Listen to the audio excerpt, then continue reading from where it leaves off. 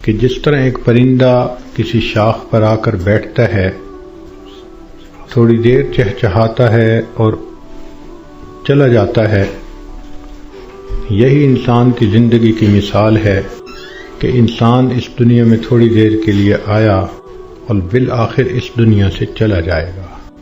آپ نے دیکھا ہوگا کہ جب بچہ پیدا ہوتا ہے تو اس کے ایک کان میں اذان کہتے ہیں اور دوسرے میں اقامت کہتے ہیں۔ یہ اس بچے کو پیغام دے رہے ہوتے ہیں کہ تیری زندگی کی اذان بھی ہو گئی، تیری زندگی کی اقامت بھی ہو گئی، اب اقامت میں اور جماعت کے کھڑے ہونے میں جتنا فرق ہے اتنا ہی تیری زندگی ہے، لہذا تم اپنی زندگی اس طرح سے گزارو کہ ابھی میری نماز جنازہ قائم ہونے والی ہے۔ اسی لیے یہ حکم ہوا کہ تم دنیا میں ہو تو امتحان گاہ میں ہو۔ یہ دنیا سیر گاہ نہیں، تماشا گاہ نہیں، آرام گاہ نہیں، یہ امتحان گاہ ہے۔ افسوس کہ ہم نے اس کو چراگاہ بنا لی۔ اللہ رب العزت نے مومن کا گھر آخرت میں بنایا ہے، اس کا انحصار انسان کے اعمال پر ہے۔ چنانچہ ہر انسان کا ایک گھر جنت میں بنتا ہے، ایک جہنم میں۔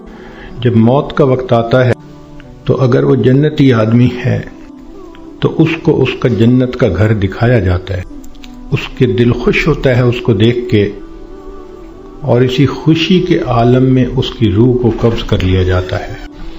اور برا انسان جب موت کے قریب پہنچتا ہے تو اس کو جہنم میں اس کا گھر دکھایا جاتا ہے، جس کی وجہ سے اس پر ایک خوف طاری ہوتا ہے، اور اسی خوف کی حالت میں اس بندے کی روح کو قبض کر لیا جاتا ہے۔ یہ بات ذہن میں رکھیے کہ دنیا مٹی گارے سے بنی اور فنا ہونے والی ہے، اور جنت سونے اور چاندی سے بنی اور ہمیشہ باقی رہنے والی ہے۔ ایک بزرگ فرمایا کرتے تھے کہ اے دوست، جتنا دنیا میں رہنا ہے اتنا دنیا کے لیے کوشش کر لے، اور جتنا آخرت میں رہنا ہے اتنا آخرت کے لیے کوشش کر لے۔ ہماری دنیا کی زندگی تو ہے 150 سال، اور آخرت کی زندگی ہمیشہ ہمیشہ۔ امام غزالی رحمۃ اللہ علیہ نے ایک مثال لکھی ہے کہ اگر زمین اور آسمان کے درمیان رائی کے دانے بھر دیے جائیں اور ایک پرندہ 1000 سال کے بعد آئے اور ایک دانہ کھائے، پھر 1000 سال کے بعد آئے دوسرا دانہ کھائے، پھر 1000 سال کے بعد آ کر تیسرا دانہ کھائے، ایک وقت آئے گا کہ زمین و آسمان کے درمیان رائی کے یہ سب دانے ختم ہو جائیں گے، آخرت کی زندگی کبھی ختم نہیں ہوگی۔ جب ہم نے اتنا وہاں جا کر رہنا ہے تو ہم سوچیں کہ ہمارے دن کی ترتیب کیا ہے۔ ہم تو اپنے 24 گھنٹے کا سکیجول ایسے بناتے ہیں کہ جیسے دنیا ہی میں رہنا ہے، اور آخرت کی تیاری کے لیے تو وقت ہی نہیں نکالتے۔ اسی کو غفلت کہتے ہیں اور اسی کو دھوکہ کہتے ہیں۔ اس لیے دنیا کا نام ہے دار الغرور، دھوکے کا گھر۔ اور یہ دھوکہ صرف جاہلوں کو اور ان پڑھوں کو نہیں لگتا، یہ پڑھے لکھے عقل مندوں کو بھی لگتا ہے۔ وہ دنیا کی زندگی میں ایسے مست ہو جاتے ہیں کہ نمازوں کی فرصت ہی نہیں ہوتی۔ غور کریں تو آج کا ہر انسان اپنی جنت سجانے میں لگا ہوا ہے۔ میرا گھر ایسے ہو، میرا بزنس ایسے ہو، بیوی ایسی ہو، بچے ایسے ہوں، گاڑی ایسی ہو۔ ہر بندہ اپنے ذہن کے اندر ایک جنت سجا کر اس کو بنانے میں لگا ہوتا ہے، اور اس کو یہ نہیں پتا کہ اللہ نے تو جنت آخرت میں سجائی ہے، دنیا میں تو ہم تیاری کے لیے تھے۔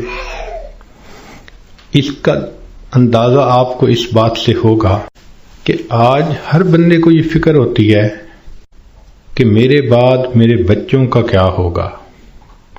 جس عورت کو دیکھ لو، جس مرد کو دیکھ لو، اس کے ذہن میں یہی فکر کہ میرے بعد میرے بچوں کا کیا ہوگا۔ کبھی ہم نے یہ بھی سوچا کہ بچوں کے مرنے کے بعد بچوں کا کیا ہوگا؟ تو ہماری سوچ تو ہے ہی دنیا کی۔ اسی لیے جب مرنے والا دنیا سے جاتا ہے تو اس پہ کوئی نہیں رو رہا ہوتا۔ کہتے ہیں کہ ایک نوجوان نیک آدمی تھا، وفات کے قریب گھر کے سارے لوگ رونے لگے۔ اس نے والد سے کہا کہ ابو کیوں روتے ہیں؟ اس نے کہا میرا جوان بیٹا فوت ہو رہا ہے، اب میرا سہارا کون بنے گا؟ ماں سے پوچھا، اس نے کہا بیٹا میں نے تمہیں پالا بڑا کیا، اب جب میرا وقت آیا کہ تم میری خدمت کرتے تم جا رہے ہو۔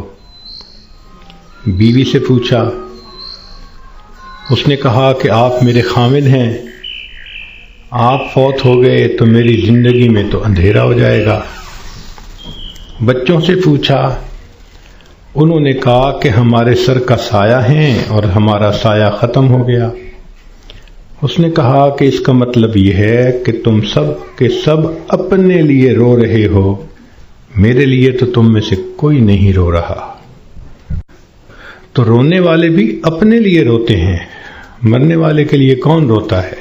الا ماشاء اللہ۔ اس لیے آج وقت ہے تیاری کرنے کا۔ جیسے سکول میں امتحان ہوتا ہے، ایک اے پیپر ہوتا ہے، ایک بی پیپر ہوتا ہے، دونوں میں پاس ہو جائیں تو بس اگلی کلاس میں چلے جاتے ہیں۔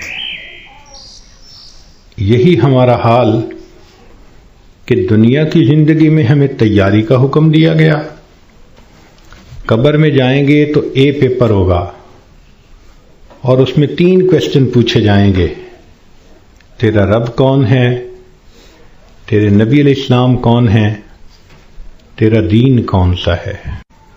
اور جب انسان قیامت کے دن اٹھے گا تو پھر اس کا بی پیپر لیا جائے گا، اور بی پیپر کے اندر 4 کویسچن ہوں گے۔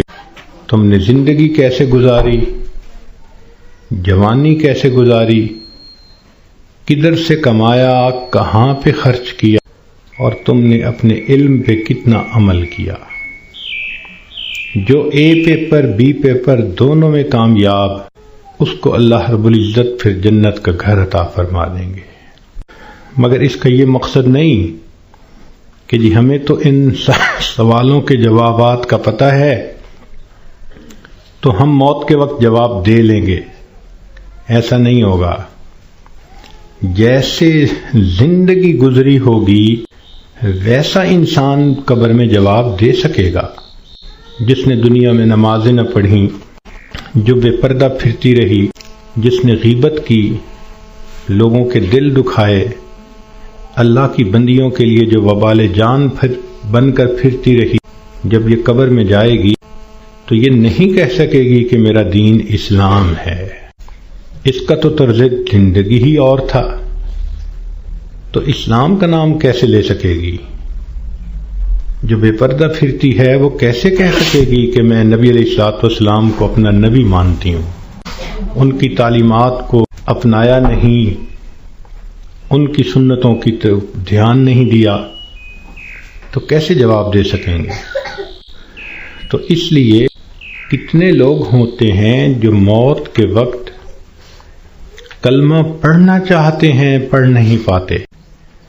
آج اللہ نے زبان کا کنٹرول ہمیں دیا، ہم چاہیں تو ایک دن میں ہزاروں دفعہ کلمہ پڑھ سکتے ہیں، لیکن جس عورت نے جیتے جاگتے کلمہ پڑھا ہی نہ، دن گزر گئے، ہفتے گزر گئے، مہینے گزر گئے، زبان پہ کلمے کا ورد جاری ہی نہیں ہوتا، دنیا کی باتیں، دنیا کی باتیں، دنیا کے فیشن، تو موت کے وقت اچانک کلمہ کیسے جاری ہو جائے گا؟ اس لیے اس سے پہلے کہ لوگ ہمیں کلمہ پڑھائیں، ہم اپنے اختیار سے کلمہ پڑھنے کی مشق کر لیں۔